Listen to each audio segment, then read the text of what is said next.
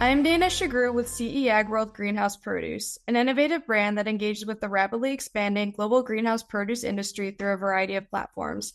Our mission is to educate and connect greenhouse produce growers and industry allies to help them better understand and sustainably advance the global food industry.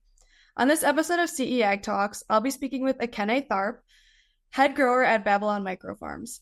Ekene was also featured in our Fresh Faces and CEA Spaces series a few weeks ago. Ekene, welcome to CEAg Talks. Thank you. Thank you so much for having me. We're happy to have you here. Yeah. Today, we'll be talking about CEA and why more people who aren't in the industry don't typically know about it. So, to start our conversation, I want to bring up something that you said during our first meeting a few months ago. CEA isn't a household acronym, which is definitely true. But why do you think that is? I kind of feel like that's the case because we talk about it nonstop in our industry. Everyone knows what it is in our industry, but I don't feel like we talk about it enough outside of it.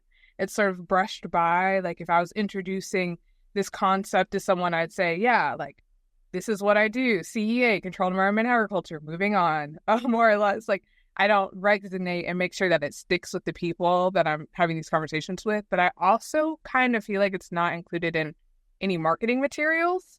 So, you go to the grocery store and it says organic or like farm raised and like all these things so you can identify where it comes from and how it was grown. We don't do that with CEA. And it's understandable to an extent considering the majority of the produce section, like tomatoes, cucumbers, often grown in a greenhouse. And so everything would say CEA and the peppers. But, especially for lettuce varieties when that's not always the case. CEA grown, controlled environment agriculture grown, greenhouse grown, whatever it is, indoor vertical farm grown. Like it doesn't necessarily need to say CEA, but a differentiating like factor of this was not grown outdoors. It wasn't shipped from wherever to get here. Like that's on the label. Like, but to distinctify that this is CEA, I think could be really cool and like prompt questions. I agree. And especially since it's such an important part of our food system, I feel like more people should be aware of it and just the important role that it plays in our grocery stores and consumers' lives. Yeah, totally. Even if you don't know what it is, like you are partaking in this. And so it's like, let's start prompting people to ask questions. Exactly. Well, I know you've been in the CEA industry for several years now. What made you first think that this was a career that's worth pursuing?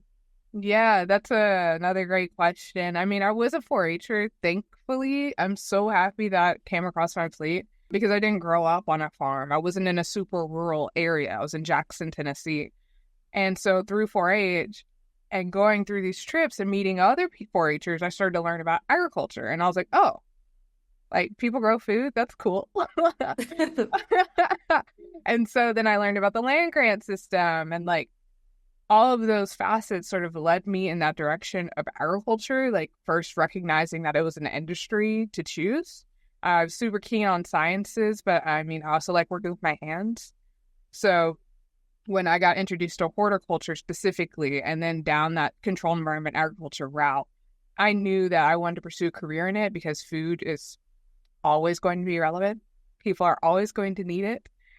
I have job security, but also it's a super rewarding field. So, when you're young, you can still, or any point in your career, you can pivot. But early on, I knew that that was a route that I wanted to go in full steam. And even more so because it's an emerging industry. There's a lot of room to like, the ceiling almost doesn't exist in controlled environment agriculture because it's so young. I mean, greenhouses have been around forever, so not necessarily that regard, but indoor farming, I work with Babylon Microfarms. Like, it's a super cool technology, and pursuing a career in this direction, like, sky's the limit. Yeah, definitely. And I feel like introducing children, especially to CEA at a young age, kind of planting that seed early, because I feel like when people think of the term agriculture, field grown automatically comes to mind. Yep. So by introducing that to them early, they can make them realize there is a future in this sector. I 100% agree because there is a future in this sector. Like, and we need those curious minds to move into it. Like, I was super fortunate to stumble across it.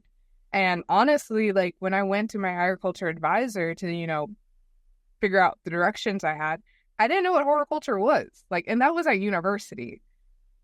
And then it took being in horticulture to be like, oh, greenhouse is cool. And it took like even longer to be like, oh, controlled environment agriculture. So even at the university level, you could be in a greenhouse management course, but in that course, they might say controlled environment agriculture, they might not. So like, I think making it an intention when people are already interested to expand on like what's possible. Definitely. Well, this kind of leads me into my next question is, not everyone is going to pursue a career in agriculture. How can we get people outside of the agriculture sector to recognize the importance of CEA? I feel like that is extremely achievable by emphasizing the sustainability aspect of controlled environment agriculture. Controlled environment agriculture can sound, if you don't know anything about it, maybe a little bit scary. Like, oh, you're controlling my agriculture. Like, what are you putting in my food? But like, that's not what it is. By controlling it, like, we decrease the amount of needs for like inputs like herbicides and pesticides, thus like not only not having to use that and like now it's scary for a consumer, but it's sustainable in the aspect that we're not using like a ton of resources going into it. Like the amount of water that's saved, greenhouse or indoors. Like if you have a recirculating system or if you're doing drip irrigation to pots, like it is so much more sustainable than outdoor farming. So for consumers to be able to learn and become interested in that, they need to know, they need the resources. Sure, they can sign up for classes, they can sign up for talks. Like I did a talk at Lewis Ginter for their winter symposium, and the amount of people that I could see like awareness coming to them was like, wow, like this is, you guys don't know. But at the grocery store, when they're already there, they're already looking for the best choices because they want to make sustainable choices. I feel like that's an awesome opportunity to say like uses this much less water than like this type of lettuce, like not to try to compete in things, but it's like at least give them the chance to make the most sustainable choice. And we touched on this a little bit earlier, probably went more towards the introduction when I introduced you and asked about CEA being an acronym.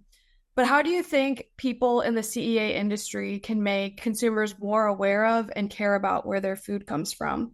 Yeah, totally. I mean, that's a great question. And the nice thing is they already care.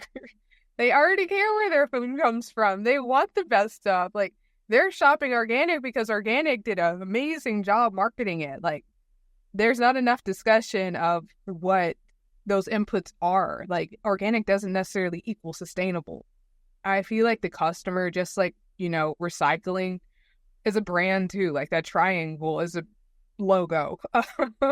So like, I feel like the CEA industry has room to work together. Their CEA coalitions, food safety coalitions, to sort of move us together in that sense of branding and awareness to the customer that, USDA organic has that USDA symbol on it. Easy. I know it.